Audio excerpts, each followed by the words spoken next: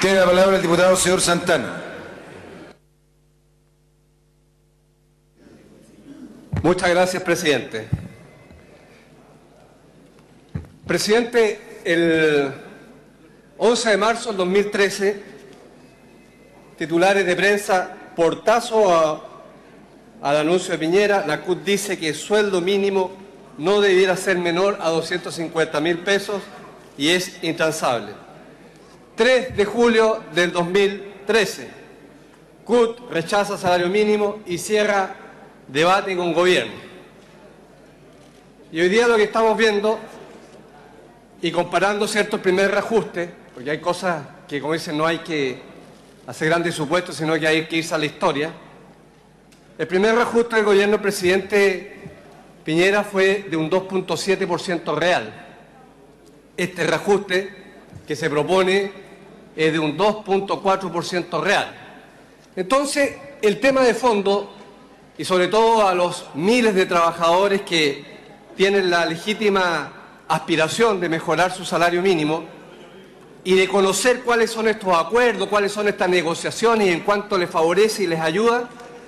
me imagino que en este primer reajuste quedan con sus expectativas no cumplidas.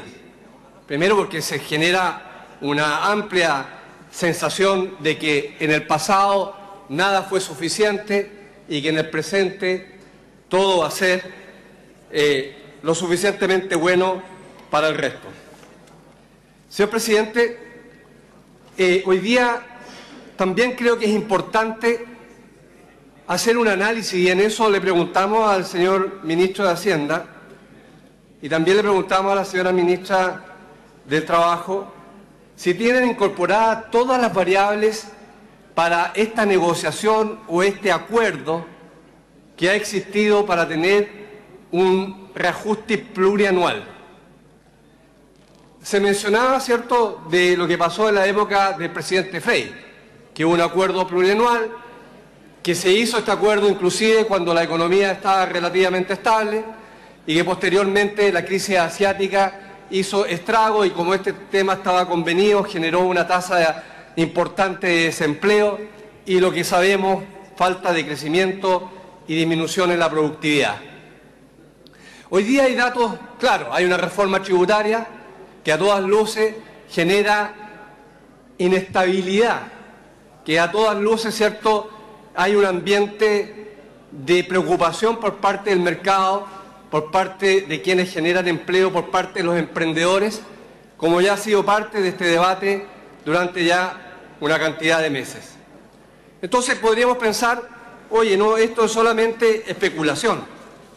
Es solamente especulación porque nada de la preocupación que tienen los emprendedores, los pequeños y medianos empresarios, la disminución, ¿cierto?, o la eliminación de los instrumentos tributarios que incentivan la inversión no nos va a afectar y por lo tanto esta curva de desaceleración la vamos a administrar de tal manera que a contar del próximo año vamos a empezar a crecer inclusive más de lo que creció o se creció en el gobierno del presidente Piñera, que fue 5.3%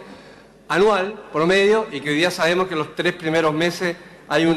crecimiento que está por debajo del 3%. Entonces, es importante irnos y preguntarnos cómo va el empleo a la fecha.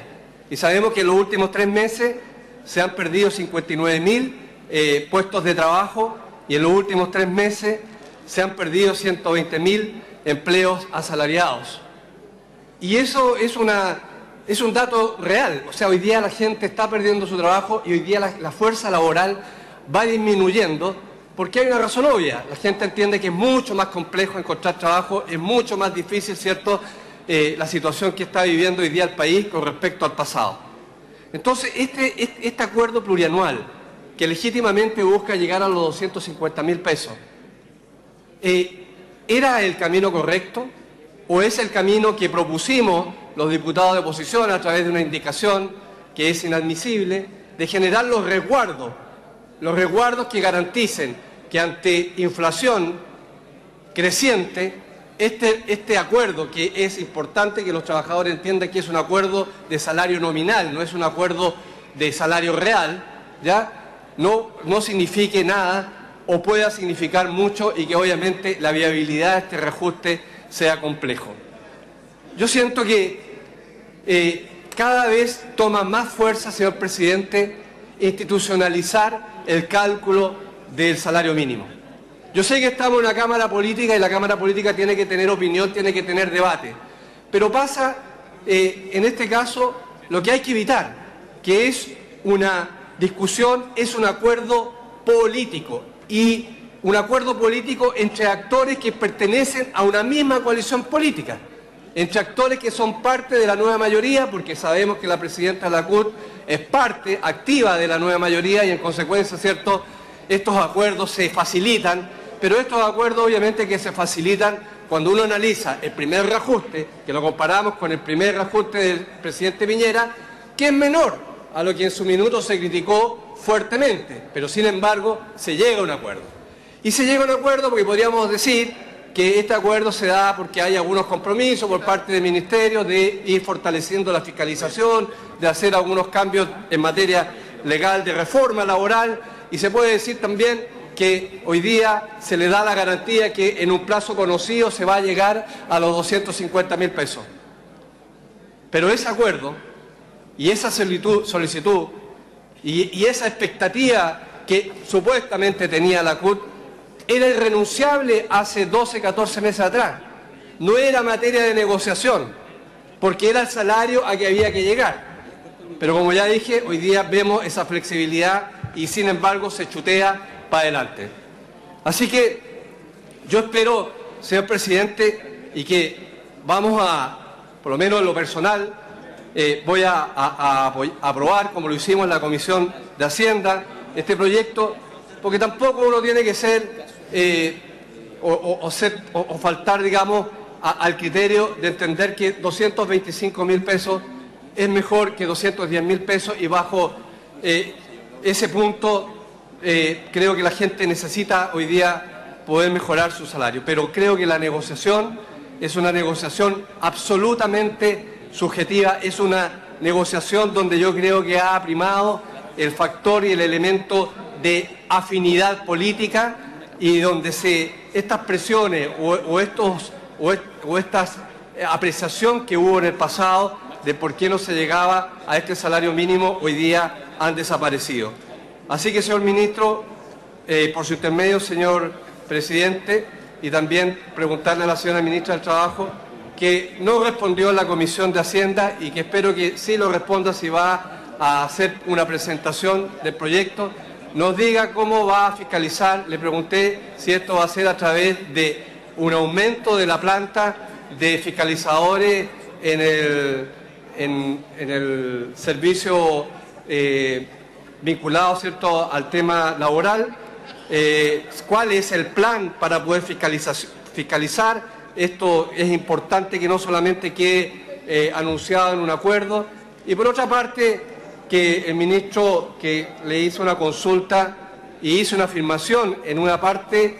de esta, es que yo entiendo que la desaceleración la atribuye al pasado, pero no le incorporan ningún elemento de la incertidumbre que ha generado esta reforma tributaria, y tampoco le incorpora ningún elemento a lo que ya pasó en el ex gobierno del presidente Frey, donde lo que se acordó ahora fue nefasto para el empleo. Indicadores económicos que van a la baja, indicadores económicos que nos debe preocupar a todos, no solamente a los parlamentarios de oposición, sino que principalmente a quien tiene la responsabilidad de las políticas públicas en el día de hoy. Señor presidente, por su intermedio, pedirle nuevamente al ministro que pueda hacer referencia, pero que no nos responda que esto es algo que viene heredado, sino que nos responda qué va a hacer el gobierno si la reforma tributaria, las condiciones, ¿cierto?, económicas generan un alto impacto negativo para la economía local, y cómo van a tomar responsabilidad sobre este acuerdo político y subjetivo que han tomado con la CUT hoy día. He dicho, señor presidente. Gracias, señor diputado. Va a terminar la orden del día. Enseguida vamos a votar el proyecto indicado con el número 1 en la tabla. Antes de la votación, propongo a la sala integrar la Comisión Especial Investigadora de los contratos de operaciones a futuro y forward realizados por Codelco entre los años 2005 y 2007, que habrían ocasionado pérdidas por $7.000 millones a la empresa estatal con las siguientes señoras y señores diputados: Sergio Aguiló, Marcos Espinosa, Sergio Gaona, Giorgio Jackson, Isa Cor, Paulina Núñez, Marco Antonio Núñez, Gaspar Rivas, Raúl Saldívar, Marcelo Chilin, Víctor Torres, Matías Walker, Felipe Ward. ¿Habría acuerdo?